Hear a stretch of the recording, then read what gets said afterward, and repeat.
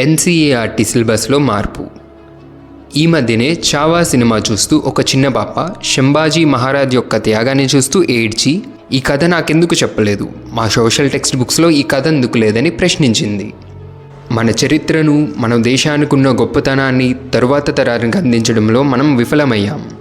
తప్పుడు చరిత్ర ప్రచారం చేసి చరిత్రను మార్చివేశారు.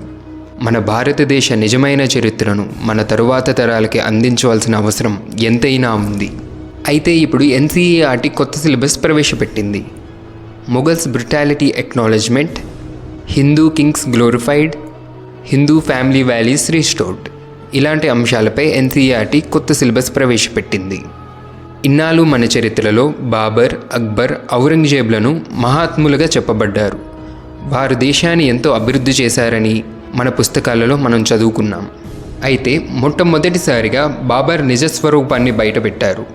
ఒక రూత్లెస్ కాంకర్గా బాబర్ దేశానికి చేసిన అన్యాయాలను, బాబర్ హిందువులపై చేసిన మారణ హోమాన్ని, ఆడవారు, పిల్లలు అని కూడా కనికరించకుండా చంపడం, బాబర్ యొక్క క్రూరత్వాన్ని కూడా కొత్త సిలబస్లో ప్రవేశపెట్టారు.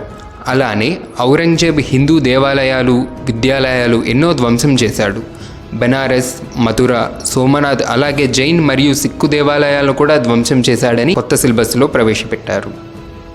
ఇలాంటి నిజమైన చరిత్ర పుస్తకాలలో పెట్టడం ద్వారా నేటి తరానికి నిజమైన చరిత్ర తెలుస్తుంది. అలానే నేటి తరానికి దేశం పట్ల భక్తిభావాలను కూడా పెంచుతుంది.